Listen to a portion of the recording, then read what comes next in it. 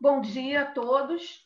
Estamos aqui em um painel da Sociedade Brasileira de Biociências Nucleares, apoiando a Marcha pela Vida, organizada pela Sociedade Brasileira para o Progresso da Ciência e diversas outras entidades. Estamos apresentando o painel Tecnologias Alternativas para o Estudo da Covid-19. E estamos com 4 professores que farão apresentações e uma professora que será a debatedora. Então, eu brevemente apresentarei o currículo, que é vasto, dos nossos professores, e temos pouco tempo, então. A nossa debatedora será a professora Cláudia de Alencar dos Santos Lage, que é professora da Universidade Federal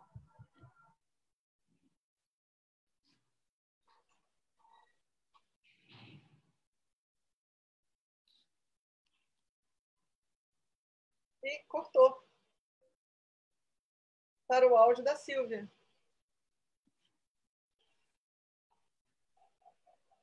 Vamos prosseguir, então. Cláudia se apresenta. Rapidamente, então, eu sou professora associada do Instituto de Biofísica Carlos Chagas Filho, da UFRJ, e tenho trabalhado na área de radiobiologia e fotobiologia desde a minha formação, nos anos 90, e coordeno vários projetos e oriento vários alunos nessa área temática, então, que faz parte do conjunto das biociências nucleares. Marina? Bom dia. Já vou fazer o compartilhamento aqui da minha tela. Certinho.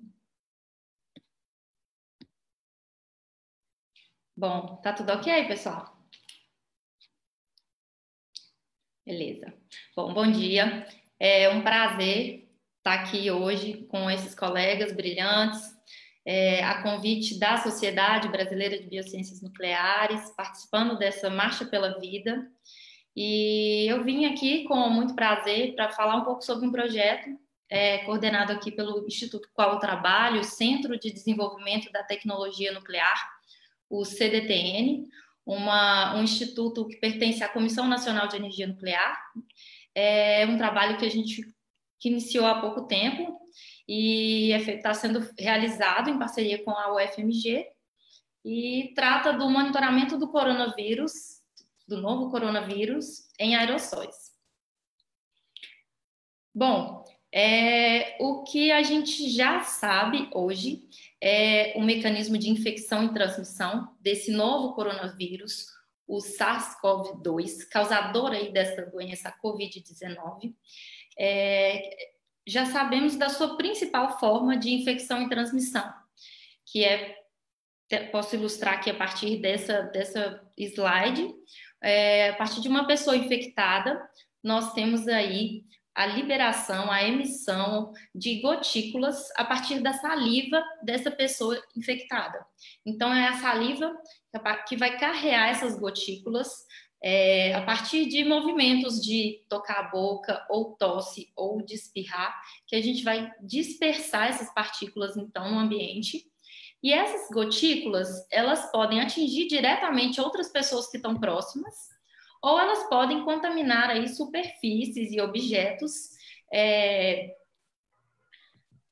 levando, então, a uma disseminação desse vírus. Por isso que é tão importante todas essas medidas que estão sendo recomendadas desde o início da pandemia, de usar a máscara para evitar a liberação dessas gotículas, de lavar as mãos, porque constantemente a gente toca objetos e superfícies que podem estar contaminadas, e também de manter aí, se não isolamento, um distanciamento. O que não está muito claro ainda é a transmissão e infecção desse novo coronavírus a partir dos aerossóis.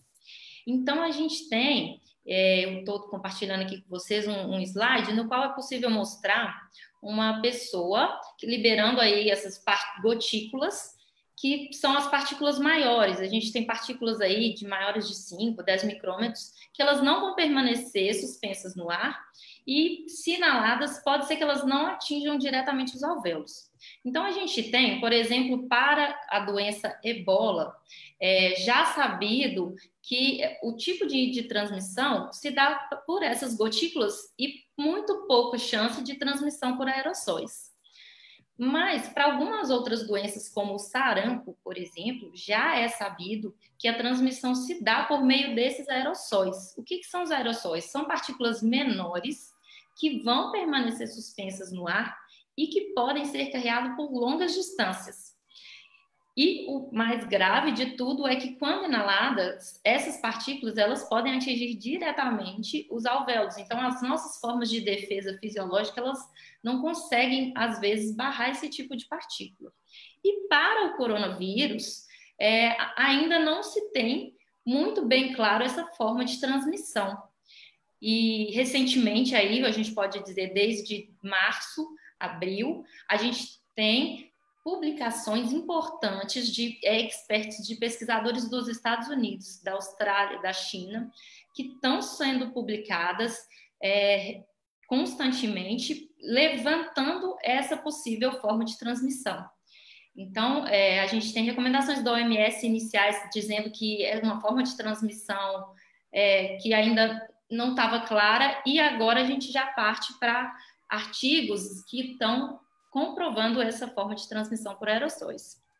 E foi exatamente baseado em uma publicação de um grupo de Wuhan sobre uma análise aerodinâmica desse novo coronavírus, né, no ar, que pesquisadores do CDTN se viram aí motivados para fazer essa pesquisa. Esse artigo que inspirou esse tipo de trabalho, ele foi publicado em março e ele comprovou a presença de coronavírus em amostras de ar dentro de hospitais em Wuhan.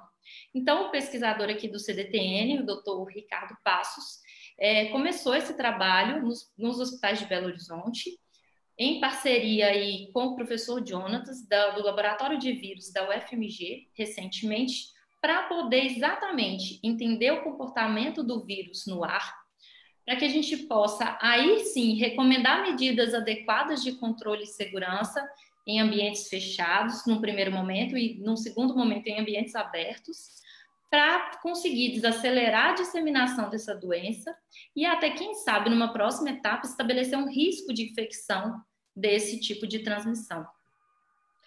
E esse trabalho consiste basicamente, então, na amostragem do ar a partir de sistemas próprios, de bombas, de membranas filtrantes. Então, essas membranas são preparadas em áreas controladas e levadas aí para os ambientes de trabalho.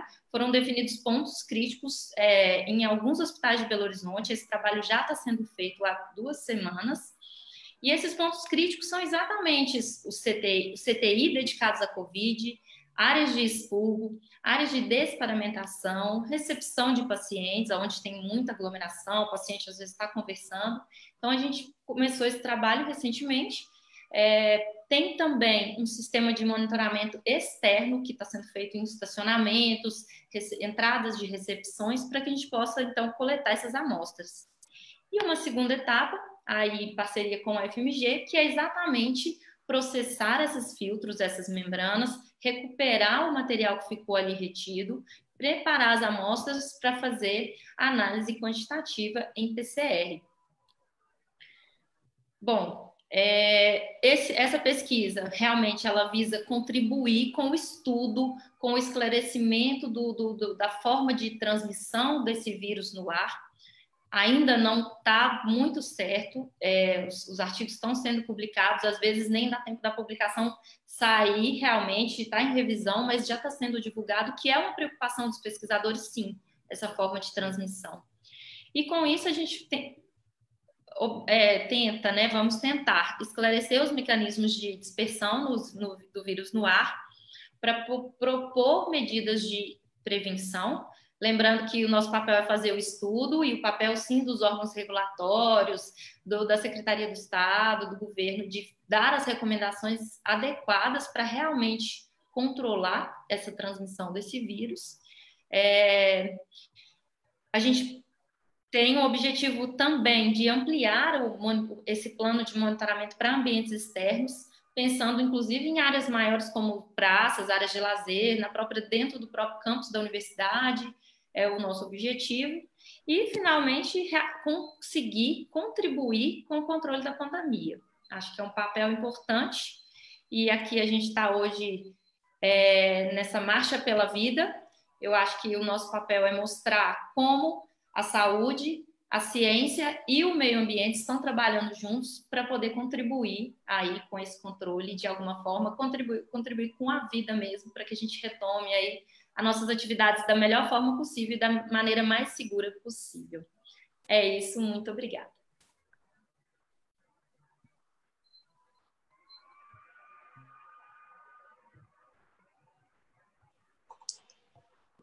Bom, obrigada, Marina. Então, nós passamos imediatamente para o Daniel. Daniel?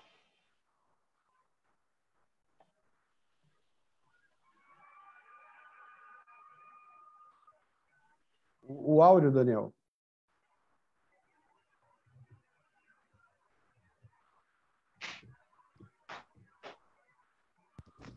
Estão me ouvindo agora? Agora me ouvem? Sim. Muito bem, então vamos começar.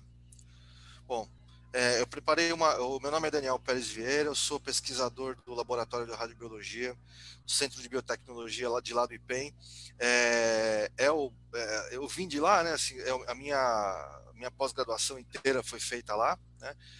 Sou da casa há muitos anos e vou agradecer o convite aqui da doutora Silvia Velasquez para participar da Marcha pela Vida, da SBBN e SBPC. Eu preparei uma apresentação breve, ela tem mais imagens e mais conceitos do que texto, eu espero que seja o suficiente. Conversar um pouquinho sobre cultura celular tridimensional, né? A ideia principal na cultura celular tridimensional é a formação de gradientes, tanto da concentração de oxigênio, quanto do acúmulo de rejeitos metabólicos, quanto da penetração de nutrientes, né, num corpo tridimensional formado por várias camadas de células. Pode ser um cultivo com mais de um tipo celular, inclusive, né? Eu posso tentar, inclusive, vislumbrar um organoide. Então, o meu grupo já trabalha há alguns anos com um tipo de cultivo que é baseado em nanopartículas magnéticas, né, paramagnéticas. Daniel, um segundo. Coloca a sua apresentação em modo de tela cheia. Ela está como PowerPoint ainda, na tela do PowerPoint. Não está aparecendo, só um minuto. Stop share. Não.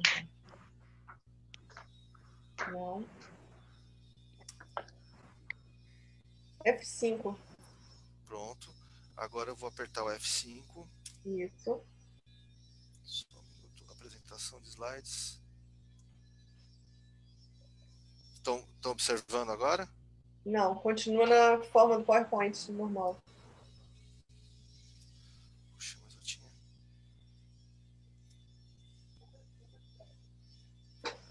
Stop share.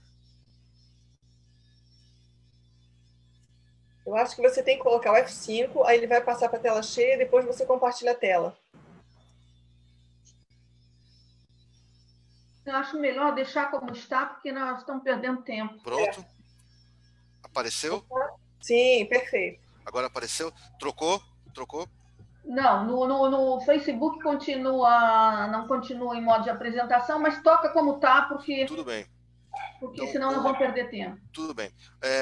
O meu grupo lá, a gente está trabalhando a gente já desenvolve há algum tempo as nanopartículas paramagnéticas que são absorvidas, né, pela membrana das células. Não sei se vocês estão conseguindo ver agora. As células e mediante a aplicação de um campo magnético a gente forma agregados celulares, né? Esse aqui é um agregado de célula tumoral de próstata, que é a LNCAP. Então a coloração verde são células viáveis, a coloração vermelha no interior são células que estão inviáveis por algum motivo. É bastante natural que um corpo tridimensional, né, formado por várias camadas de células, tenha a incidência de necrose tecidual no interior dele, porque falta oxigênio, falta nutrientes, se acumula muito rejeito metabólico, né? Mas de qualquer forma, nós conseguimos ter esses microtumores inicialmente, né? Esse aqui também é um esferoide de LNCAP, um esferoide de MCF7, que é uma célula de tumor de mama, né? Nós também estamos trabalhando com tumor de mama. Essa é a HT29, que é um tumor de cólon, né? Bastante utilizado também. Então, onde está em azul é a totalidade das células, e as células em vermelho, os núcleos em vermelho são de células inviáveis. CACO2 também é um tumor de cólon. Aqui a BALB3T3, que é uma célula não tumoral, que nós já estamos usando para estudo de toxicidade e que tá dando suporte para a gente trabalhar com toxicidade de drogas, né, que talvez seria o modelo que nós vamos tentar trabalhar agora com a COVID. Então, aqui usando são as fotos típicas de um ensaio de toxicidade, DMSO, o nosso controle positivo, ou seja, o nosso controle de toxicidade, e dá para ver que tem uma extensão da cor vermelha nesse esferoide, vocês estão conseguindo enxergar? Né? Ou seja, induziu toxicidade nesse esferoide, né? Bom, mas a ideia para trabalhar com COVID não é um esferoide, né? Não é um corpo tridimensional na forma de células, mas sim numa cultura tridimensional em camadas. Então aqui a ideia é utilizar uma célula, né, uma linhagem celular de epitélio respiratório, num cultivo de interface ar líquido. Isso já é conhecido há algum tempo, mas tem algumas inovações que a gente vai implementar. Essas células, quando são cultivadas completamente imersas no meio de cultura, elas formam um epitélio cuboidal, né, que é comum, que ele não tem nenhum tipo de diferenciação muito importante para o nosso estudo, mas quando a gente leva essa cultura para uma interface ar líquido, nós vamos ter a produção de muco, essas células vão começar a ser ciliadas e vão formar esse epitélio pseudoestratificado, que é a característica do epitélio respiratório, né? Então, dessa forma, a gente vai tentar simular a porta de entrada do vírus. Não é necessariamente o alvéolo, não é necessariamente a área onde o vírus infecta e causa a COVID, né? Mas é a porta de entrada, para poder trabalhar com drogas que possam bloquear ou possam remover esse efeito infectante, né? Então, tem um artigo muito novo que saiu agora em abril, que avaliou uma série de linhagens celulares já conhecidas, né? E se avaliou que a linhagem CALU3, que é uma linhagem de tumor de pulmões, né, que é muito fácil de cultivar in vitro e que também é passível dessa diferenciação que eu mostrei para vocês, formar epitélio colunar pseudoestratificado, com formação de muco, com formação de cílios no topo, expressa em grandes quantidades esses receptores, que seria o receptor de ACE2 e o TMPRSS2, que são os receptores de entrada do vírus. Então a gente vai tentar fazer algumas camadas dessas células num cultivo interface ar líquido em 3 dimensões, vai fazer um sanduíche, né, várias camadinhas dela, de forma com que elas sejam passíveis de ser infectadas pelo vírus, né? Uma outra alternativa é tentar uma abordagem mais elegante, né? Isso saiu num pré-print, então isso ainda não está ainda validado, né, por estudos, por revistas revisadas por pares, mas também é possível a gente formar algumas camadas de fibroblastos, né, que são células que dão suporte mecânico para essas células, crescer essas células de epitélio respiratório em cima desse fibroblasto, e por baixo do fibroblasto a gente conseguir inserir algumas células majoritariamente neutrófilos, que seriam células que produziriam o efeito da tempestade de citocinas. Eu não sei quem está acompanhando os efeitos fisiopatológicos do COVID no tecido respiratório, mas o principal efeito é esse, a tempestade de citocinas. Existe uma grande quantidade de citocinas inflamatórias que são expressas nesse tecido e que induzem o desenvolvimento da pneumonia, que é a forma grave da doença, né? que é a patologia mais grave da doença. Então, a gente tentaria fazer um mini tecido com 3, 4 camadas aqui de células, tentando reproduzir esse efeito da pneumonia in vitro, em micropostos, né? E isso aumentaria, se a gente conseguir fazer isso em vários postos, em larga escala, a gente conseguiria estudar a doença em larga escala. Eu vou agradecer aqui o tempo que vocês deram, né, a presença. Sigam o nosso centro no Instagram, @cebil_pen. Meu contato está aqui, quem quiser conversar comigo, às ordens. Obrigado pela audiência. Obrigada, Daniel. Então, nós seguimos de acordo com o programa. Agora para a Divanísia. Divanísia, tá ok?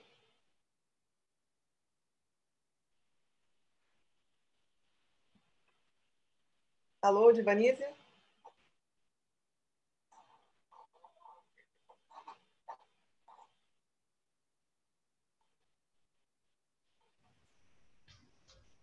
Liga seu microfone, Silvia. Oi, Divanísia? Oi, pois não? Começa você, tá? Vamos lá? Estou tentando. Tá okay? Compartilhei já? Não. Tá você só na tela.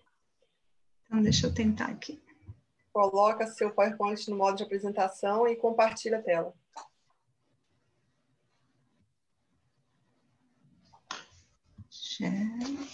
Ups, nunca. É o screen?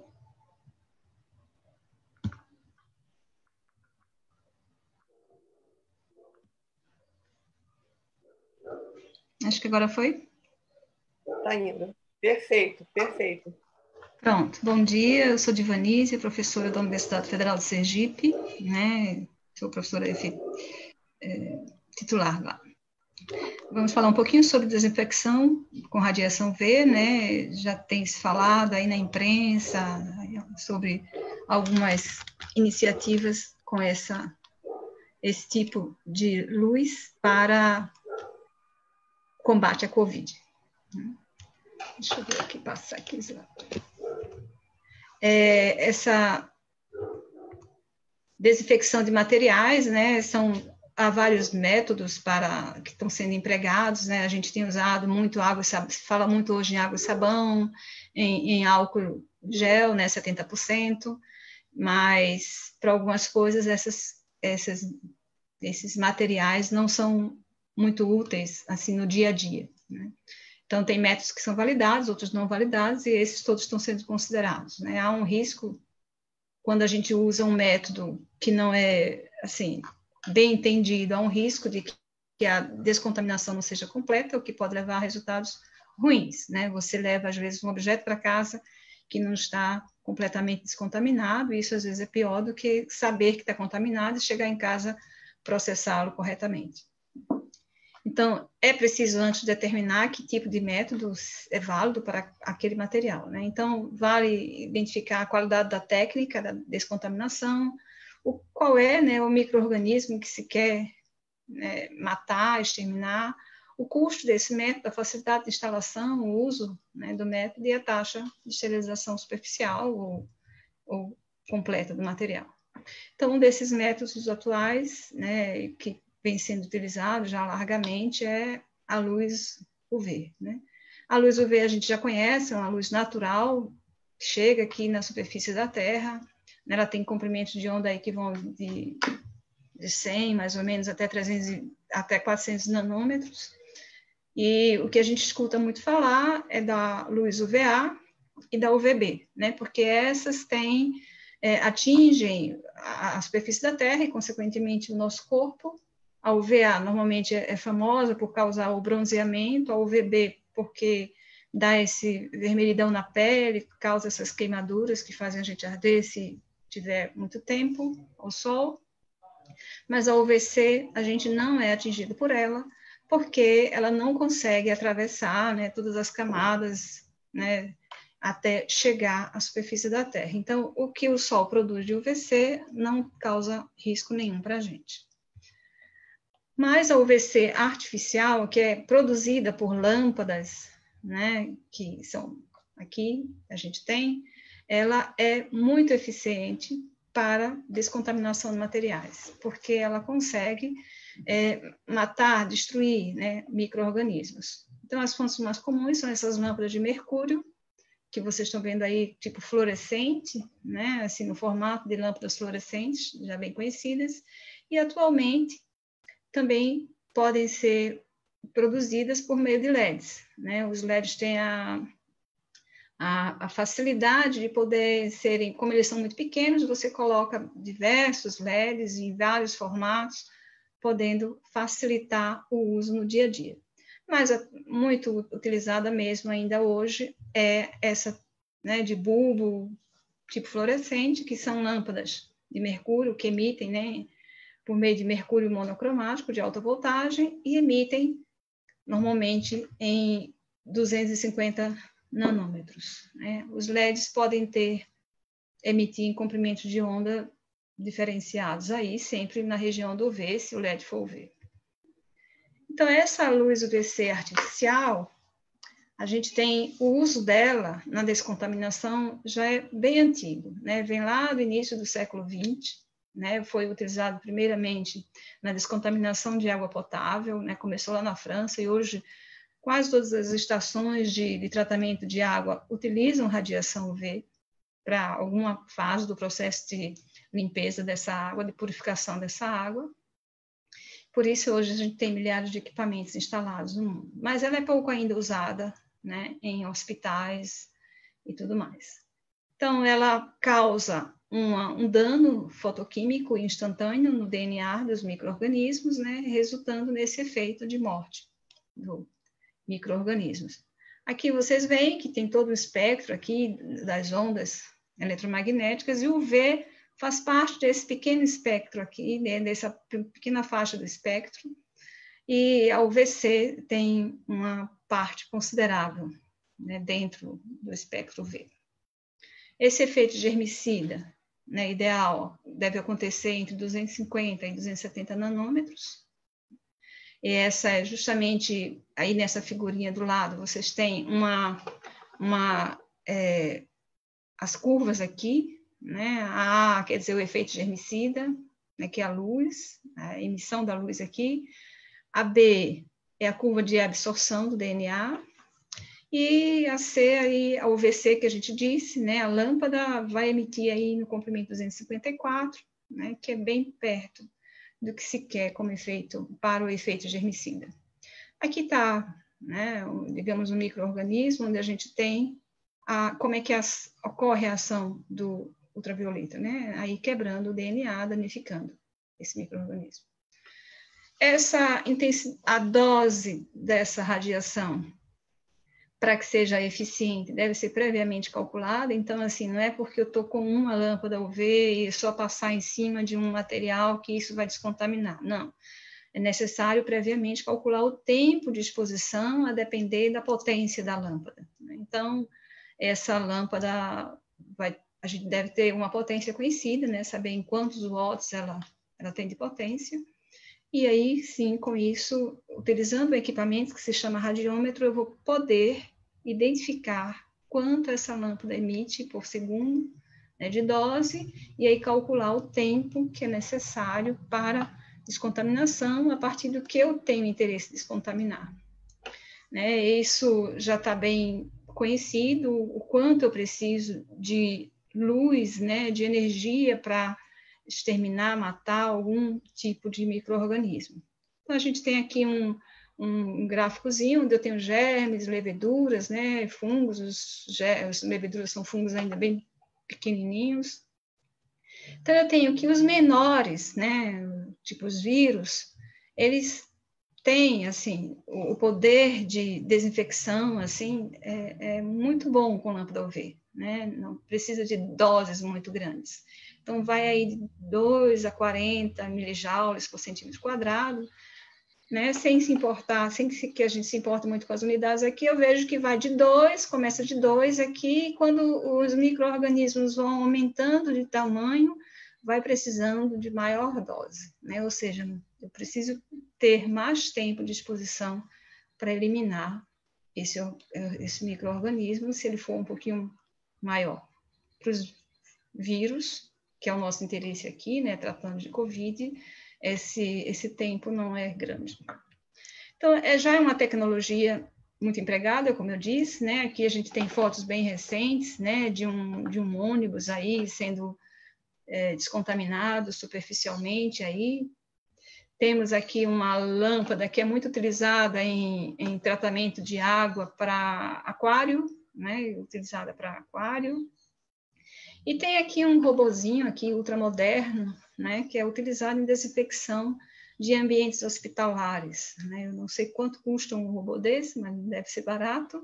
E ele essa tampinha aqui sobe e é o que aparece aqui, né, à direita, nessa última foto aqui.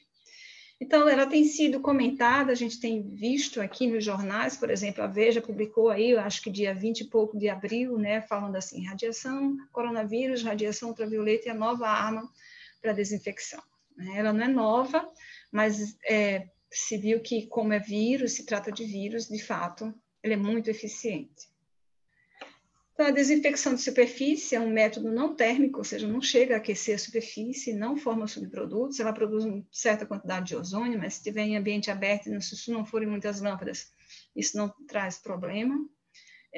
Pode remover certos contaminantes orgânicos, além de não produzir odor, né? A superfície deve ser lisa, limpa, livre de partículas, porque a lâmpada, a luz UV, é bem pouco penetrante. Se eu tiver qualquer tecido, se eu tiver qualquer coisa que interrompa a passagem dela, muito provavelmente vai descontaminar menos ou não vai descontaminar o que tiver sob aquele material, né? Então, não deve ter rugosidades, né, ranhuras, para não sombrear as células microbianas. E, preferencialmente, a geometria do material deve ser bem simples e plana, né, para a luz alcançar todos os pontos. A gente tem aqui na Universidade Federal de Sergipe, começou agora, assim, né, no começo, em final de março, começo de abril, a produzir esse tipo de caixa aqui para desinfecção de máscaras, né, em 95, a professora Suzana Lali, que está à frente desse projeto, com a colaboração de outros professores e também minha colaboração, e a gente já tem essas caixas prontas que estão sendo distribuídas nos hospitais locais e estão sendo feitas colaborações com outras instituições, por exemplo, a Universidade Federal do Pará, né, agora o CBTN também demonstrou algum interesse, e assim, embora não seja tão sofisticada, ela é muito eficiente e reduz muito o custo, né? Essas caixas já existem de forma semelhante no mundo, mas elas são muito caras, né? Então, aqui a gente conseguiu construir várias dessas caixas com mais ou menos R$1.000 de material por caixa, né? Aqui dá para ver uma máscara, e aqui nessa foto dentro dá para ver ainda melhor, né? Ela comporta até 6 máscaras, que ficam aí durante 5 minutos. Essas máscaras são utilizadas por pessoal, né, no ambiente hospitalar, e para que não sejam jogadas fora e possam ser usadas pelo mesmo indivíduo, né, elas ficam sendo descontaminadas aí. Idealmente, né, certos materiais devem ser descartados, mas às vezes os custos são altos, o hospital não dispõe de tantas, e a necessidade de estar sempre com a máscara limpa possibilita o uso dessas câmaras que descontaminam a máscara de forma muito eficiente. Deve-se ter alguns cuidados, né? Como a radiação degrada os polímeros, pode degradar os polímeros, a possibilidade de radiação diminui essa eficiência, mas diminui somente para doses muito altas. A gente viu aí que 1 joule, né, por centímetro quadrado é suficiente para descontaminar uma máscara, e vejam aí que as doses necessárias, assim, que trazem danos maiores para esse tipo de máscara são muito grandes, né, 100 vezes maiores. Então, isso é um trabalho, né, que já foi publicado, isso já é comprovado, isso foi publicado, aí, acho que em 2011. Em outra iniciativa aqui, né, em Sergipe, e em São Paulo também foi vista essa iniciativa também, foi um projeto, né, aqui encampado aí pelo Instituto Federal, que está produzindo rodos, esses rodos aqui sou eu aqui embaixo, a gente está colaborando com ele, a professora Suzana, eu também, com o pessoal do IFES, e está montando esses rodos aqui, né? Então, estão sendo distribuídos também pelos hospitais. Usam uma outra lâmpada, uma mesma lâmpada, só que uma lâmpada de tamanho maior, é uma única lâmpada por rodo, né? Ele fica ligado enquanto está sendo utilizado.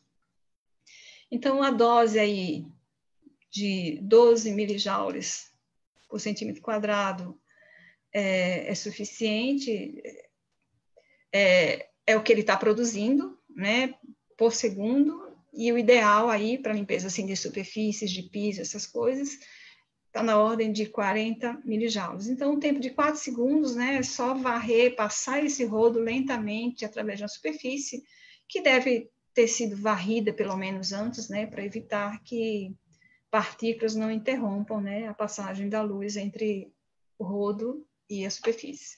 Ele fica, a lâmpada, né, a parte mais próxima do chão, fica a 1 centímetro do piso. Então, diversos trabalhos, isso tem sido publicados, né, mais recentemente, então a gente vê aí que tem um trabalho agora, foi publicado agora em 2000, agora em abril, né, faz uma revisão da literatura para afirmar, né, que, de fato, a UVC é eficiente na descontaminação, né, por infecção por objetos infectados por coronavírus. Tem um outro tipo de UV, que também é UVC, só que é assim, com comprimento de onda ainda menor, que possibilita uma melhoria nesse uso, porque a UVC, a gente tem que ter muito cuidado quando vai utilizar para não ficar expondo a pele, muito menos os olhos, porque ela pode causar danos, né? Catarata, irritação, vermelhidão na pele, né? E essa UVC, a FAR, né, que é a UVC distante, que a gente diz, como tem um comprimento de onda menor, ela tem a vantagem de não atingir, né, assim, poder ser útil para descontaminar até peles e tudo mais, né? Só que ainda é uma tecnologia muito cara, né? A gente procurou saber quanto era uma câmara, por exemplo, de UVC, e está na ordem de, acho que, $17 mil, né? Bastante elevado o preço.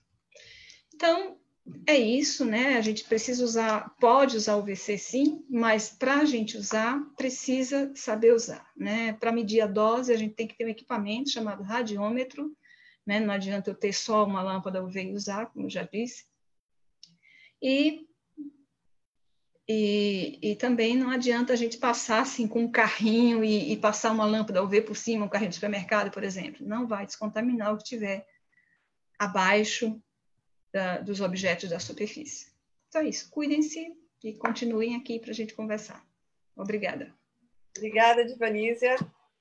Bom, eu já estou fazendo os registros aqui de perguntas no site, aqui no Facebook, na nossa página, e depois, então, nós vamos encaminhar para vocês, ok? O interesse sendo bastante grande. Bom, então vamos finalizar com o Tiago, para falar desse aspecto bastante interessante, né, do genoma do coronavírus. Isso. Bom dia a todos. Bom dia. Bom dia. Deixa eu compartilhar aqui a minha tela para a gente falar sobre o trabalho. Vocês estão vendo?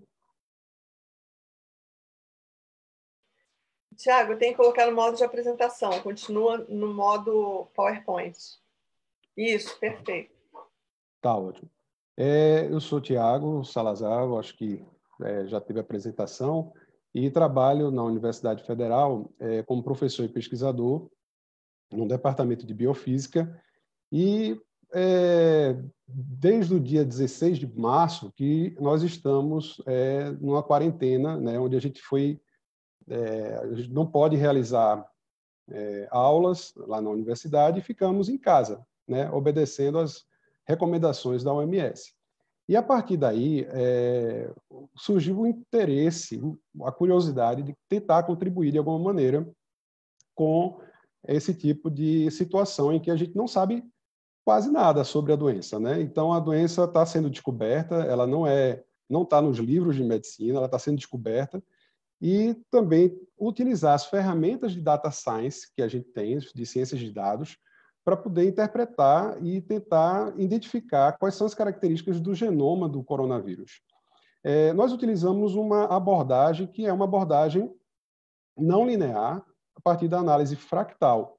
Então, o que seria o fractal, né? Eu trouxe para começar, e a gente ficar um pouco mais no sentido da intuição do que é, eu trouxe duas fotos que vocês podem acompanhar aí, a foto da esquerda, a foto da direita, e um poema, né, do poeta e, na verdade, imunologista tcheco Miroslav Holub, que diz que temos um modelo do universo para o microscópio, para o micróbio, temos um modelo do micróbio para o universo.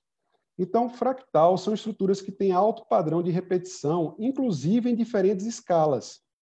Vocês observam que existe um padrão de fractal, vem de fractus, né, do latim, que significa fraturas. Vocês observam que o neurônio tem várias linhas que não são lineares e que é a imagem do lado, né, qual que vocês acham? O neurônio seria o esquerdo ou a galáxia seria o esquerdo? Né? Então, o neurônio é essa imagem da esquerda. Enquanto que a galáxia, no modelo pelos supercomputadores do Instituto Max Planck na Alemanha, já simulam as galáxias que se organizam dessa maneira que vocês estão vendo do lado direito. Então, há uma autossimilaridade independente da escala, seja na escala macrocósmica, né, na escala macro ou na escala micro. E esse padrão se repete ao longo das estruturas. Isso é muito interessante porque a gente vê que existem processos. O fractal é um processo de autorrepetição, de iteração que vai se repetindo em várias escalas na natureza. Vamos dar um exemplo, a fisiologia. Na fisiologia, nós temos a rede vascular, por exemplo, a retina. A retina, ela não segue uma geometria euclidiana. Né? Se vocês tentarem descrever essa retina do lado esquerdo, pela geometria euclidiana, vocês vão dizer que é o quê? Que é um cone, que é um quadrado, que é um círculo, um triângulo? Não, ela segue uma dimensão. Além de ter uma autorrepetição, uma autossimilaridade, independente das escalas, os fractais têm uma característica muito interessante. Eles têm uma dimensão não inteira. O que isso significa? Que a dimensão dessa rede vascular ela está entre uma reta e um plano. Você não pode atribuir aí uma dimensão 1, nem uma dimensão 2. Seria uma dimensão 1,5. Tá? Então, os vasos eles têm essa regra. E qual é a regra que governa aí, que vem lá do DNA até a formação dos vasos? É uma regra chamada bifurcação. Você bifurca, gerando vasos menores, e bifurca, gerando vasos menores, e assim por diante. Vamos para os pulmões, rede pulmonar nos pulmões. Nos pulmões, esse trabalho de Westin Goldberger mostra que há uma repetição dos padrões também. Vocês estão observando aí que a traqueia se bifurca até chegar nos brônquios, bronquíolos, alvéolos. Segue um padrão de repetição em várias escalas, inclusive. Quanto à cromatina, nós temos também uma estrutura fractal da cromatina. Por quê? Porque em 2009, até 2009, se aceitava que a cromatina seguia um modelo chamado equilibrium globule, ou seja, a cromatina era um espaguete emaranhado, totalmente desorganizado no núcleo das células. A partir dessa publicação na Science, que foi capa da Science, se observou que a cromatina ela não segue uma organização totalmente ao acaso, não. Ela segue uma organização chamada fractal globule, ou seja, glóbulo fractal, que foi proposto por Lieberman, Eiden et al. Em 2009 e está muito bem aceita até hoje. Então, essa é a organização de vários níveis, inclusive ao nível do DNA. O DNA se organiza de forma ótima, né, de espaço, para otimizar o espaço, inclusive seguindo uma geometria que a gente conhece na matemática como geometria de Peano, que é a capa da Science. O que é interessante disso, antes de eu passar para o próximo slide, é que quando você abre a cromatina, no sentido de que ela descondensa, não vai formar nunca nós. Coisa que não acontece com esse nosso headphone, né? Nosso headphone, quando a gente tira de qualquer lugar, existe uma regra do universo que diz que o headphone formará nós. Não sei se vocês já perceberam isso. Peguem um headphone, emaranhem ele, coloquem dentro de uma mochila, tire, vai formar nó. Essa regra não. O cromossomo ele abre sem, ele descondensa, a cromatina descondensa sem formar nós. Então, é uma regra otimizada da evolução darwiniana que permitiu que não se perdesse informação genética. Então, vamos para o trabalho de 1994, né, que nos chamou a atenção. Eu chamo esse trabalho foi um trabalho divisor de águas na minha vida acadêmica. Quando eu li esse trabalho, eu disse, eu preciso trabalhar com isso. Esse trabalho mostra, de Peng e colaboradores, em 1994, mostra que se você pegar uma sequência de DNA e converter as purinas e pirimidinas em vetores, né, na verdade, as pirimidinas você atribuiria um valor +1 e as purinas o valor -1. O que acontece é que você gera um gráfico e esse gráfico ele é fractal. Em que sentido? Existem padrões que se repetem ao longo do gráfico. Se você pensar, isso se limita à genética, à genômica? Não. Você pode fazer isso para estudar mercado financeiro, você pode fazer isso para estudar oscilações do tempo, do clima, você pode fazer isso para tentar prever o futuro, entre aspas, porque a gente nunca consegue prever exatamente o futuro. Mas é interessante que existem padrões que se repetem ao longo da série. Vocês percebem que existem franjas aí, existem espículas que vão se repetindo ao longo da série. E o que é interessante que Peng observou? Peng observou que se for um gene, uma sequência rica em genes ou um gene, a sequência, né, de adenina, guanina, timina e citosina, de bases nitrogenadas do DNA, ela é aleatória. Só que se ela não for uma região rica em genes, ela possui correlação de longo alcance. Então, é como se houvesse uma memória da série. Não é a memória eletrofisiológica do que a gente produz no cérebro. É uma memória na natureza. Pode parecer um pouco exótico, mas é exatamente isso. Existe uma forma de repetição na natureza que não está relacionada a uma consciência necessariamente, mas existe um padrão de repetição na natureza, né? Então, o que a gente fez? Bom, com base nesses princípios, estando em casa desde o dia 16 de março, reforço, né? Estamos em quarentena. O que a gente fez? Eu liguei para alguns colegas, professora Isvânia Lopes, lá da Biofísica, colega minha de departamento, vizinha de sala, e para o mestrando Jonas. E eu liguei para eles e disse, olha, vamos fazer um tipo de análise fractal do genoma do coronavírus. Então, quando você tem dois colegas que são entusiasmados com ciência, eles falam sim antes de você perguntar, né? Eu liguei para eles e disse, olha, vamos, já disseram sim, era. Então, a gente começou a subdividir as tarefas, né? Eu comecei a ver a memória da série dos coronavírus, Jonas começou a fazer a parte de caminhada aleatória, que eu vou explicar adiante, e a professora Isvânia também fazendo a parte de escrita, leitura. Olha, encontrei um artigo interessante, encontrei outro. Nós nos juntamos e produzimos um artigo científico mostrando uma imagem inédita do genoma do coronavírus. Então, o que eu vou mostrar para vocês é algo que não há para outros organismos. Eu não quero dizer que a gente desenvolveu o método. Como eu disse, o método foi desenvolvido por Peng e outros colaboradores. Só que eu vou mostrar para vocês que a gente utilizou para produzir uma imagem que é a primeira imagem de caminhada aleatória, pelo menos que a gente tem conhecimento, né? A gente vive lendo sobre isso, do genoma do coronavírus. A primeira regra é muito simples, deixa eu explicar aqui, porque a gente não vai entrar em detalhamento técnico do algoritmo, mas o que a gente faz é o seguinte, a gente binariza a sequência do coronavírus. Quando for bases purínicas, a gente atribui o valor -1. Quando for bases pirimidínicas, nós atribuímos o valor 1. E aí vocês observam que gera uma sequência, uma série de dados que oscila para cima e para baixo, -1, -1, ou seja, a gente tornou o código do DNA, do genoma, num código binário, né, que é a linguagem computacional. Bom, o que é que a gente faz com isso? E agora, né? Falando com o Jonas, e agora? Vamos fazer o quê?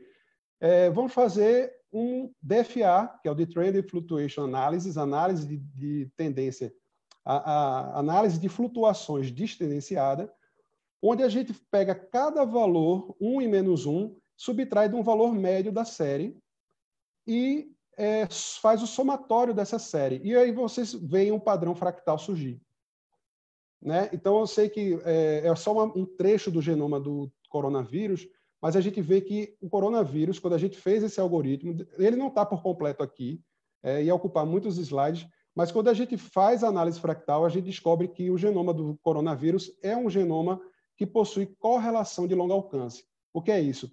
Há sequências que se repetem ao longo de todo o genoma de RNA, sendo que a gente pega a sequência do GenBank, que está convertido em cDNA por transcriptase reversa, e a gente fez o nosso algoritmo, que é um algoritmo de data science. E o que a gente observou? A memória.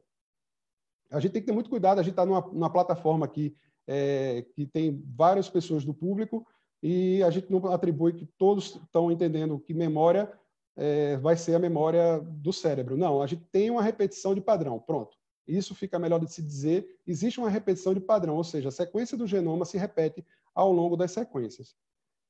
Bom, e aí, o que é que eu faço com isso, né? Vocês estão se perguntando até agora, tá? E o que é que eu faço com isso aí? A gente produziu, então, o Jonas está craque nisso aí, ele faz caminhada aleatória em Python, então ele programa em Python. Então, quem quiser discutir um pouquinho sobre programação, ele é biomédico, mas ele está um cientista da computação, eu já disse a ele. Então, ele fez, né, eu tinha produzido a análise de FA e ele produziu a análise de caminhada aleatória, onde nós temos essa imagem inédita na literatura, né, até onde a gente sabe. O que é que a gente fez? Vamos atribuir vetores às bases nitrogenadas do coronavírus, tanto o SARS-CoV-1, que foi o que produziu a epidemia lá de 2002, 2003, do MERS-CoV, que foi o que gerou aquela, no Oriente Médio também, uma síndrome respiratória aguda grave, e o SARS-CoV-2, que é a atual pandemia, é o atual vírus que está causando a doença de Covid-19. E a gente fez a caminhada aleatória de que maneira? Olha no eixo X. No eixo X nós temos adenina e timina. Quando for uma adenina, ele corre para a esquerda. Quando for uma timina, ele anda para a direita. Citosina e guanina está no eixo Y. Quando for uma guanina, ele sobe. Ele faz um vetor para cima, né? Se ele for uma citosina, ele desce. E a gente joga isso para rodar. A gente coloca lá o genoma do vírus inteiro para rodar. E aí vocês têm uma imagem agora, que eu estou enfatizando em verde, o MERS-CoV. Ou seja, o MERS-CoV ele tem uma sequência que é uma dimensão fractal menor, ele está quase que se aproximando de uma reta do que de um plano. A dimensão fractal dele é menor. O SARS-CoV, que está em preto, que foi o primeiro coronavírus, ele tem uma dimensão fractal de 1,54, ou seja, ele está meio que se fechando, ele está saindo de uma reta para um plano, ele está se fechando. E o SARS-CoV-2 em azul, ele tem uma dimensão fractal exata de 1,5, ou seja, ele é exatamente entre uma reta e um plano.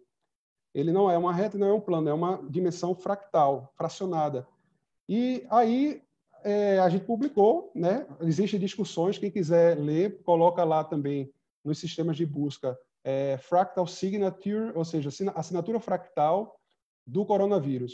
E a gente publicou essa assinatura fractal como se fosse uma assinatura. A nossa ideia é que isso seja uma assinatura do organismo. Quando a pessoa olhar o verde, ele vai dizer, isso é MERS-CoV. Quando ela olhar o preto, ela vai dizer, isso é SARS-CoV. E quando olhar o azul, vai dizer SARS-CoV-2. Como a gente tem a nossa assinatura. Eu assino meu nome Tiago e ninguém vai dizer que eu não sou Tiago. Então, aí você tem essas assinaturas fractais que a gente produziu, que a gente espera que a comunidade científica utilize como um diagnóstico rápido, porque isso a gente tem sistemas de inteligência artificial que vão fazer uma computação mais robusta. Mas isso aqui é uma computação que eu estou dizendo a vocês. A gente faz com o nosso laptop, se ele tiver um poder computacional razoável. Certo? Estudantes podem produzir ciência em casa, pós-graduandos podem produzir ciência em casa, muita gente pode produzir ciência em casa, porque existem muitos dados sendo lançados no mundo científico. Então, a gente pode reservar um tempo do nosso dia para não só ficar lendo o noticiário, mas ficar lendo sobre o que é que eu posso, né, estudar em relação a isso e dar alguma contribuição. Qual o significado biológico, para eu encerrar? O significado biológico vão ser inferências que a gente não pode responder todas. Será que essa estrutura fractal ela está relacionada à filogenia? Então, o SARS-CoV-2 está mais próximo do SARS-CoV do que do MERS? Será que essa assinatura fractal quer dizer que pode estar correlacionado à infectividade, ao poder de infecção do vírus? Ou seja, aquela dimensão fractal de 1,5, ele não é tão infeccioso, mas permite que ele se espalhe mais. Já uma dimensão fractal menor, ele pode ter um poder maior, até mesmo de letalidade, talvez. Então, essas correlações só com a clínica. Por isso que nós iniciamos um projeto com pesquisadores da universidade que estão na linha de frente da área clínica. É um projeto informal, eles têm um projeto formal, mas a gente está fazendo conversas para poder fazer esse tipo de análise, quando eles começarem a adquirir. Por exemplo, a gente pode fazer a análise fractal do gene de uma proteína S, talvez, que é a proteína que entra no receptor ACE das células humanas, e ver se é fractal ou não, ou se quanto maior a diferença, mais mutações ocorreram e, consequentemente, mais infeccioso ele se tornou, infectivo, maior poder de infecção ele se tornou. Então, é isso. Espero que vocês tenham, pelo menos, compreendido por que fractal. Eu falo fractal, muitas vezes as pessoas falam por que fractal. Fractal faz parte das universidades americanas, europeias.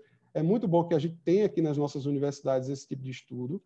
E mostrar aqui só o título do nosso trabalho, que foi submetido para Journal of Biomedical Engineering, que é a assinatura fractal do coronavírus relacionado à síndrome respiratória aguda severa. Então, quem quiser, busca.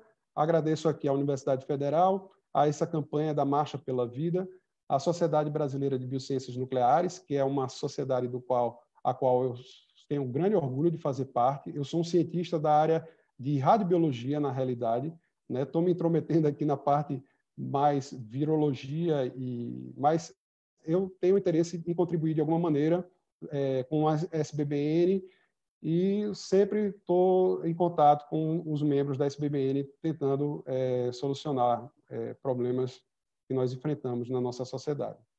Então é isso, Silvia. Obrigado. Obrigado, pessoal. Deixa eu encerrar aqui. Bom, obrigada, Thiago. Obrigada a todos. Enfim, eu fiquei coletando aqui uma série de perguntas que foram enviadas pelo Facebook. Eu estou vendo aqui, na verdade, minha tela... Como é que eu diminuo? Eu não estou conseguindo enxergar, na verdade, está muito pequenininho, as perguntas que vieram pelo Zoom. Então, eu vou abrir o debate, transmitindo para vocês, na verdade, as perguntas que acabaram vindo do público em aberto, né, que estavam no Facebook, na ordem da apresentação, das apresentações.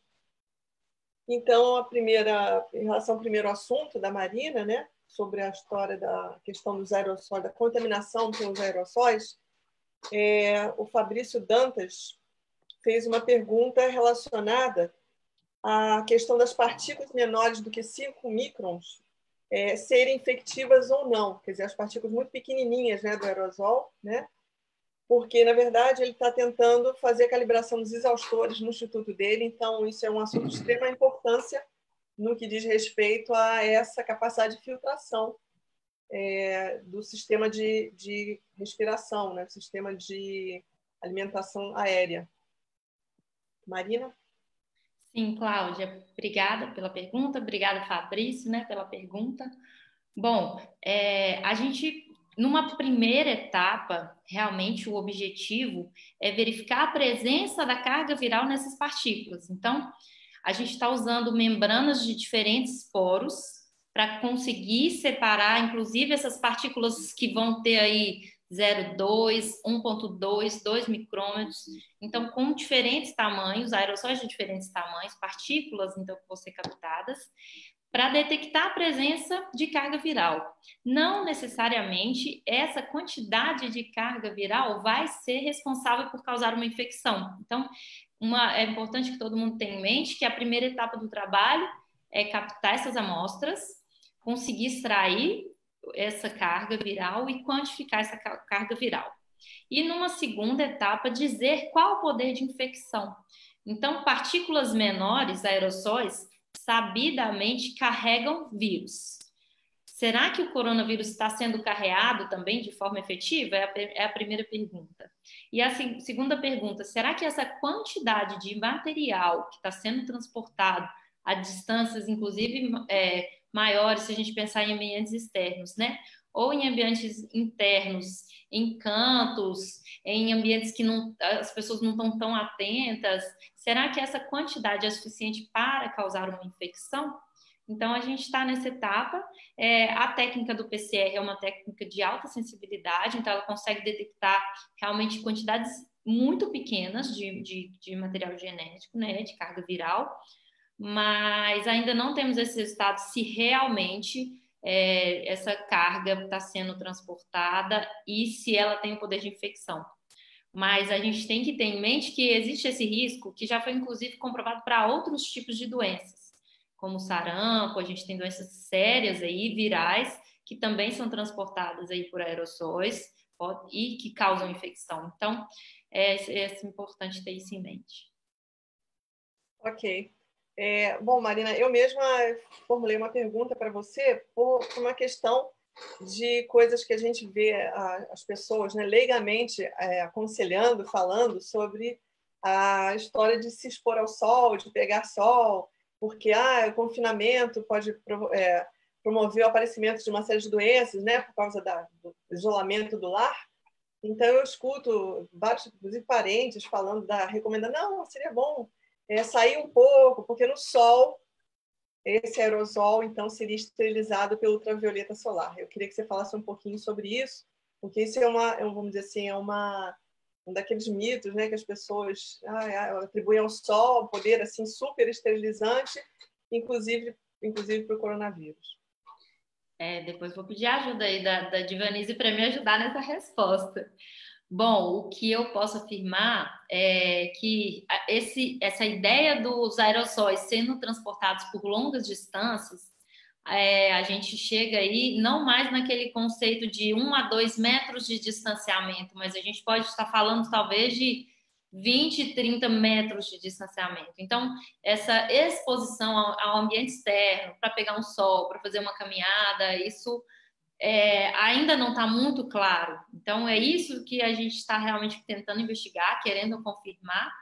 Mas, bom, eu também, assim como o Thiago falou, eu sou farmacêutica, estou tentando fazer o elo da saúde aqui entre o meio ambiente e a parte da virologia.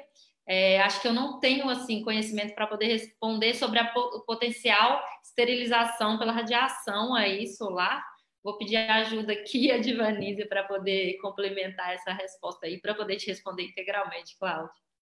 Ok. Divanise, então? A gente sabe que o UVC é muito eficiente, né? Ela tem justamente o comprimento de onda que é suficiente para quebrar o DNA. O VA e o VB não, né? Claro que uma exposição ao sol, vem o calor, né? Ele pode trazer danos, mas para ser muito eficiente tem que ser o UVC, e isso a luz do sol que atinge aqui a superfície não tem. Perfeito, ok. Bom, então vamos passar para as perguntas que vieram, então, para o Daniel.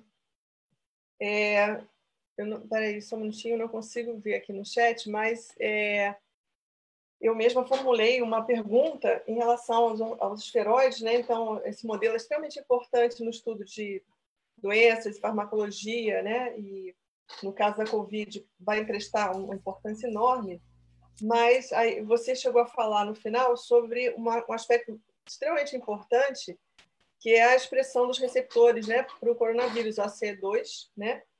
Então, você apresentou a história dos receptores, mas você podia falar um pouquinho sobre como vocês vão testar a expressão desses receptores para realmente efetivar esse modelo como um modelo assim, aplicável, né, para o estudo da doença? Oi, estão ouvindo? Tô. Estão me ouvindo? Oi. Olha, Cláudia, assim, esse modelo a gente escolheu, na verdade, um modelo de célula tumoral que é a CALU3, né? Primeiro pela facilidade de cultivo dela, né? É uma célula fácil de encontrar, ela é fornecida inclusive até pelo Banco de Células do Rio de Janeiro, ou seja, a gente vai precisar nem de importação, e ela já é descrita como uma das principais, uma das linhagens que expressa bastante esses receptores, né? No caso, não precisaria ficar testando isso, mas sim, a gente pretende fazer a validação por próprio PCR quantitativo, né? Que seria o pessoal chama de real time, é o PCR quantitativo. Mas no caso, ela já é descrita como uma linhagem que expressa muito desses receptores. Agora, não excluiria a possibilidade de utilizar outras linhagens, né? Uma vez que está saindo também um pré-print, assim, desculpe, o professor Tiago falou que esse tempo que ele está no isolamento aproveitou para fazer esses ensaios, eu aproveitei para me enfiar nos pré-prints, né? Então tem uma série de informações novas que não estão exatamente validadas ainda, mas servem pelo menos como ponto de partida, né? E tem um pré-print bastante interessante que está mostrando que praticamente qualquer célula do organismo expressa esses receptores, né? Então a gente pode até trabalhar com vários sistemas, trabalhar com um sistema de subexpressão, um sistema de superexpressão, né? Para ver efetivamente a entrada desses vírus, né? Uma coisa que eu até esqueci de falar é que nós estamos trabalhando com o pessoal, negociando com o pessoal do ICB, Instituto de Ciências Biomédicas, lá da USP de São Paulo, para fornecer esse vírus atenuado para a gente poder trabalhar com esses ensaios de invasão, né? Que aí seria você colocar os vírus. Como não tem laboratório de nível 3, eu não posso trabalhar com vírus vivo, né? A amostra viva a gente não pode trabalhar, mas com vírus atenuado, né? E que embora não produza a doença, mas que consiga invadir as células, a gente tem capacidade para trabalhar, e aí seria essa base. Mas a ideia, eu tentei passar uma ideia inicial só na apresentação, a ideia seria usar a CALU, que é a que a gente tem certeza que expressa muito esses receptores, mas sim, uma das etapas depois é trabalhar com um sistema de subexpressão, né? No caso aí, trabalhar como uma célula que expresse menos. Bem? Ok. Bom, então eu vou começar a dirigir as perguntas, então, para a Divanísia. E, na verdade, como existe a questão da aplicação de ultravioleta, né, e é extremamente importante do ponto de vista de esterilização dos materiais contaminados, né, dos ambientes e material contaminado, então, eu vou encaminhar as perguntas que eu vi aqui no chat do Facebook, e o Fabrício, de novo, Fabrício Dantas, ele coloca, na verdade, duas perguntas que são mais ou menos correlacionadas, né? Bom, a primeira delas é que doses de UV seriam necessárias efetivamente para inativar o vírus no aerosol? Acho que tem a ver também com a pergunta que a gente fez para a Marina, né? E, então, Divanísia, isso aqui, na verdade, tem a ver mesmo com a aplicação, né? Que você falou das doses. As doses, eu acho que são as mesmas, né? Se o micro-organismo que a gente está falando é o fungo, né? Ou, desculpe, o vírus, né? O coronavírus, a gente precisa aí da ordem, talvez, de 50 milijoules, né? Por centímetro quadrado. Né? E a gente tem que garantir isso em todo o ambiente. Depende do ambiente, né? Do volume, do tamanho do ambiente, né? Mas é em torno disso. Para assim, ter mais certeza, o que se faz é aumentar essa dose, né? Dentro do possível. Ao invés de 50, se usa 50 milijoules, se usa 1 joule, né? Que seria 20 vezes mais, talvez. Né? Para que se tenha assim, a certeza de que está realmente esterilizado. Porque, como disse o Daniel aí, a gente não tem laboratório para ficar testando se tem ou não vírus, né? O que se faz é com resultados da literatura e fazer essa extrapolação para doses bem mais elevadas, para que se garanta a eficiência da descontaminação.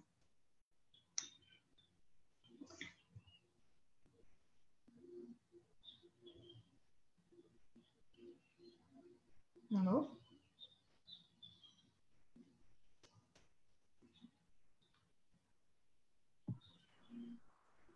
Cláudia, você quer que eu faça as outras perguntas? Você está conseguindo ler? Eu acho que ela travou. Divanísia, então eu vou encaminhar algumas perguntas aqui do Facebook, tá? Tá bem. Máscaras são produzidas com material rugoso. Qual o método usado para a comprovação da descontaminação? Posso mandar mais uma? Pode. Pergunto, para reflexão do espectro UVC, basta uma superfície branca, como no caso da luz visível? Pergunto isso porque parece ser o caso no interior da caixa de desinfecção de máscaras. Você quer que eu repita mais Sim, uma pergunta? a primeira eu acho que é um pouco o que a outra pergunta, né? A gente usa uma dose muito maior do que aquela que seria o suficiente para garantir realmente a descontaminação da máscara, né? A gente não tem um método para verificar se a máscara de fato foi descontaminada, porque precisaria de um laboratório específico, né? Muito especializado para tal. A reflexão, a gente usa dentro da máscara, né, revestida com papel alumínio, né, a face mais brilhante, porque isso ajuda, né, na dose, possibilita que esse tempo de exposição da máquina, da máscara seja reduzido. Isso a gente comprova, assim, o quanto de dose se tem com o uso de um radiômetro, né? Então, assim, o que a gente não pode é fazer a avaliação de que se a máscara, de fato, sobrou o vírus ou não. Mas isso a gente garante porque a dose foi medida com um radiômetro. Ok. Tem mais uma pergunta parecida. Se existe pouca penetração de UVC na máscara N95 que possuem filtros que devem dificultar a descontaminação, como é que é feita a descontaminação? O que se usa, essas que têm filtros sobressalentes, plásticos, eu acho que a gente não tem feito descontaminação. O que a gente tem feito são dessas máscaras simples, né? Sem esses filtros adicionais. E outra pergunta, por que não é mais usado em hospitais e consultórios? Quais são os requisitos para que os usuários manipulem? A lâmpada é de uso livre, né? Mas é porque essas lâmpadas precisam ser calibradas, está sempre sendo verificadas, né? Um radiômetro hoje do mais simples custa em torno de R$ 2.500, mas eu acho que em consultório já tem bastante uso dessas lâmpadas, né? Em hospitais um pouco menos, mas agora a gente tem visto uma entrada maior desses equipamentos nos hospitais. E é muito provável que eles permaneçam, né, sendo utilizados, porque serve para o coronavírus e serve para tantos outros micro-organismos. Tem uma pergunta aqui do Daniel, poderia até fazer ao vivo, que acho que pode ser tanto para a Marina quanto para a Divanise, ou a Divanise responde se a Marina quiser comentar. Daniel, eu queria saber se na análise dos filtros de ar, a coleta de material vai ser feita pela lavagem total do filtro ou se o suave seria suficiente. E se vale a pena fazer, além da PCR, ensaios de infecção ativa em células. Quem quer responder? Acho que Marina começa, né? Tem mais a ver com Marina. Tá.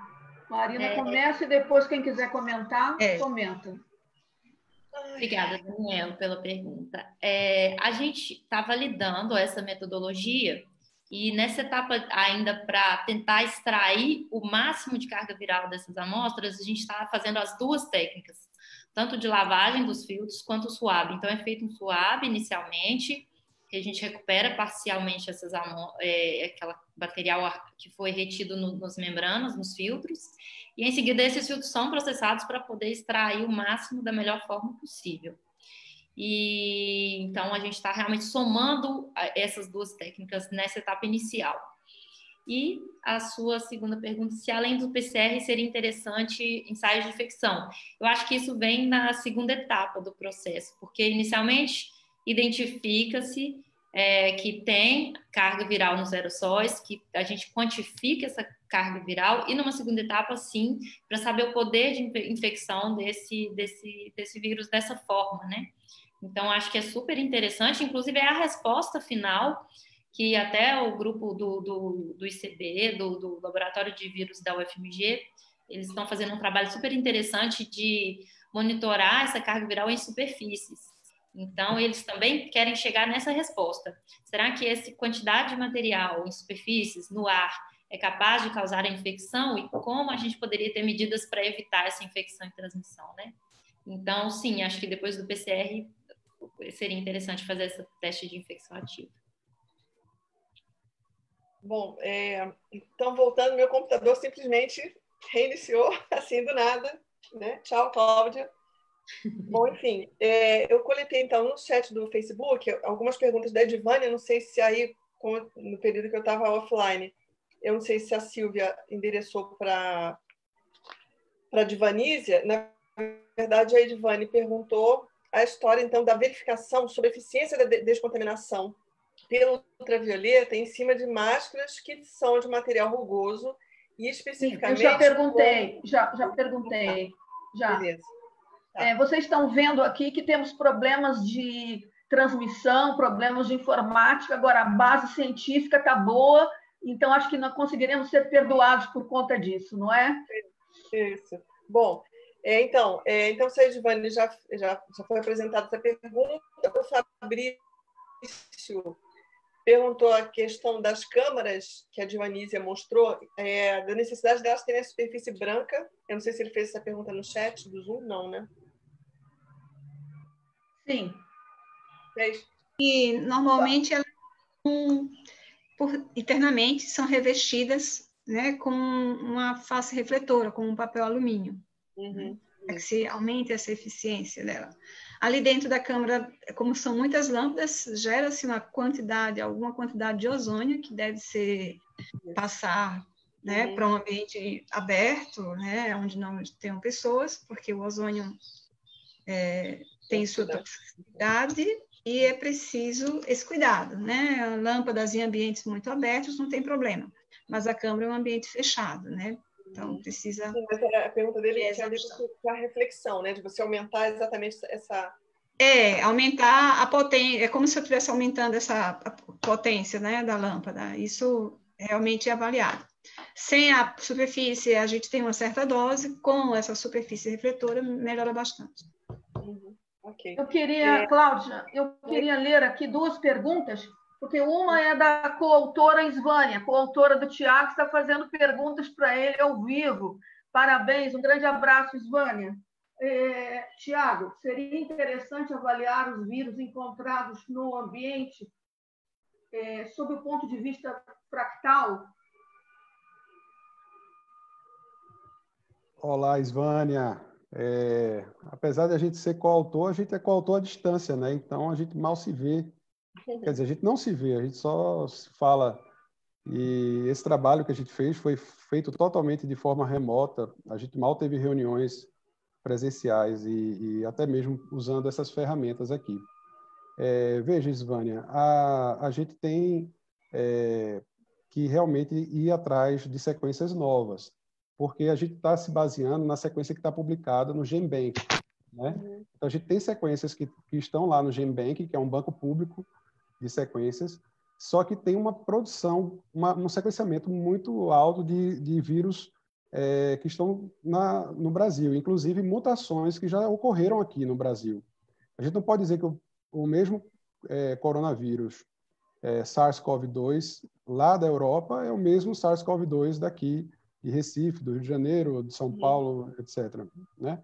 Então, a gente tem que ter sequências novas para poder fazer a comparação, inclusive comparação com o genoma que está presente nesses aerosóis, porque a gente pode fazer um tipo de filogenia, que eu falei na apresentação, fazer um tipo de proximidade por essa ferramenta que a gente está apresentando. Existem as ferramentas de bioinformática convencionais, a gente tem professores muito excelentes lá na Universidade Federal de Pernambuco, e tem essas ferramentas que a gente está aportando agora como novidade, né? Como eu disse para vocês, essa assinatura ela não há relato desse tipo de visualização do genoma do coronavírus.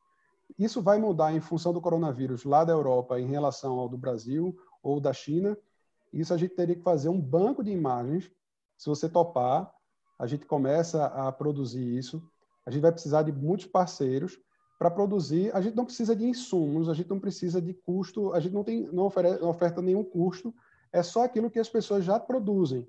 Então, se você é um professor, um pesquisador que tem uma sequência e vai publicar, a gente pode fazer o quê? A gente pode fazer uma análise dessa sequência e fazer um novo artigo científico, uma nova publicação que possa trazer mais dados também, certo? Então, a gente teria que fazer... A gente já conversou com professores da Universidade Federal de Pernambuco, a gente já falou com alguns, na medida que forem produzindo essas sequências, a gente fazer uma série de análises. Porque essa área é uma área que eu estou chamando, lendo mais agora na quarentena, de ciência de dados. A gente não precisa ficar de mãos atadas. É claro que o Daniel está lá fazendo experimento, né, fazendo a Marina, a professora Divanisa estão fazendo experimentos de bancada, mas, além dos experimentos de bancada, o que eu queria reforçar aqui é que a gente pode fazer também experimentos com ciência de dados. Eu vou ter que adquirir informações a respeito disso de programação? Vai ter que aprender programação, vai ter que estudar um pouco informática, linguagem computacional, Python, Octave, essas linguagens, vai ter que estudar um pouco isso. Só que a gente não pode se limitar na biologia a dizer que isso é a área do pessoal de computação. A gente tem total condições de fazer esse tipo de análise também, em parceria com eles. Inclusive, eu pretendo ter, né, no grupo também pessoas de engenharia biomédica, ciências da computação, porque realmente fica mais interessante. Tá? Eu espero ter respondido, né, o genoma dos aerosóis. É uma pergunta rápida para não atrapalhar a sequência aí. Tiago, existe sequenciamento? Oi. Tiago, o seu outro autor, os dois coautores do Tiago estão aqui. O Jonas pergunta se é possível identificar pontos críticos de mutação. Então, existe um conjunto, porque, na verdade, esse pessoal já está acostumado com a linguagem. E a gente está num ambiente aqui que tem diversas linguagens. Uma das linguagens que a gente está conversando aqui é a teoria da complexidade, do caos, dos fractais e dos pontos críticos. Quem quiser ler sobre isso, é um tema que os físicos utilizam muito em sistemas dinâmicos, né? O pessoal da física estuda os sistemas dinâmicos não lineares complexos, e um desses é pontos críticos ou criticalidade auto-organizada. Existe tudo isso compõe um conjunto de teorias que são teorias da complexidade, e na verdade não é uma teoria única, é um conjunto de teorias, né? E alguns entram como autômato celular, uma série de outras ferramentas que a gente chama de maneira genérica também como inteligência artificial, que na verdade é a visão computacional. A gente pode ver esses pontos críticos, Jonas? Não sei, você está me perguntando isso agora. Se a melhor maneira de entender isso é imaginar uma pilha de areia, onde você tem um grãozinho de areia, que quando você solta esse grão, toda a pilha desmorona. Então, a gente teria uma mutação no genoma do vírus, que levaria ele a se tornar um salto bem mais infeccioso do que o anterior. Então, é uma série de análises que aí eu falo para você. Vamos investigar, vamos estudar. Como eu falei, ciência a gente faz com um laptop aqui, a gente vai pesquisar isso. Tá? Se você quiser montar, sugiro a você, se você quiser montar, escreva. Eu sempre falo isso para as pessoas. A ideia é muito boa, mas escreva. Tá? Se você quiser, escreva um projetinho. Não precisa ser um projeto muito grande. Escreva um projeto que a gente vai e faz. Geralmente, quando eu falo para ele isso, ele vai e faz mesmo, nem que seja hoje de madrugada. Eu conheço ele. Tá? Então, pode perguntar mais aí, que eu conheço. E isso é uma curiosidade realmente que ele tem. Ok, bom, eu vou finalizar, na verdade, com a Divanísia.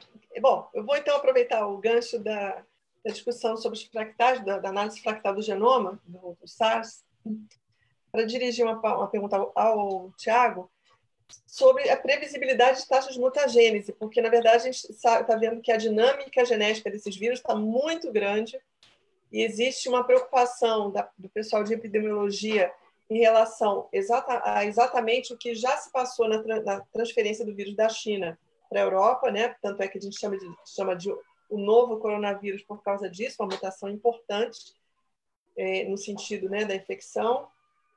Tem cepas virais que estão circulando na Índia que tem aparentemente um fenótipo diferente.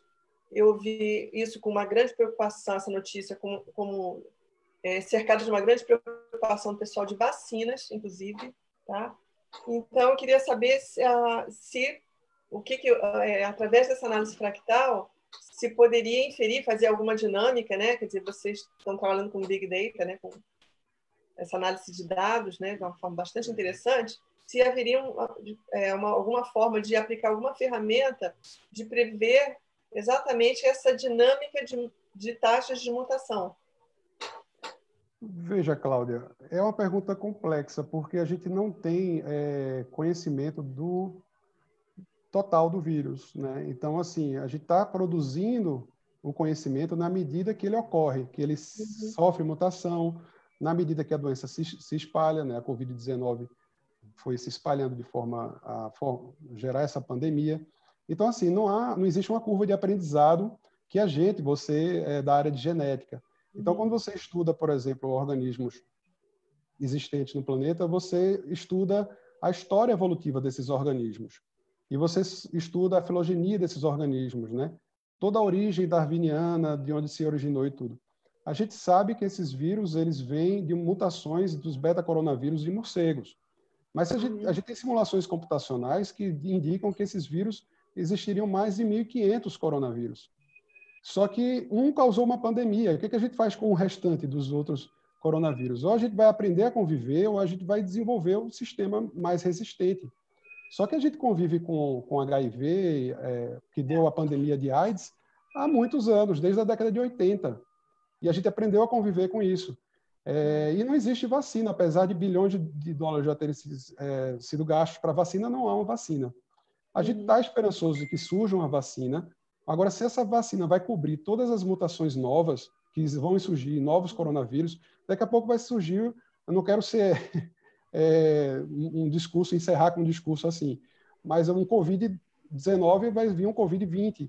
Mas o que é isso? A gente tem que aprender com essa doença agora, a gente tem que aprender com esse vírus agora, para a próxima, né? Para a próxima pandemia, que não ocorra ou que a gente saiba o que fazer. Por exemplo, a gente está tentando mitigar de que maneira? Fazendo quarentena, fazendo lockdown, mas a gente não sabe, né? O cientista, ele não é, a gente está tentando, a gente está entendendo que tem pessoas ficando doentes, tem pessoas morrendo, indo para a UTI.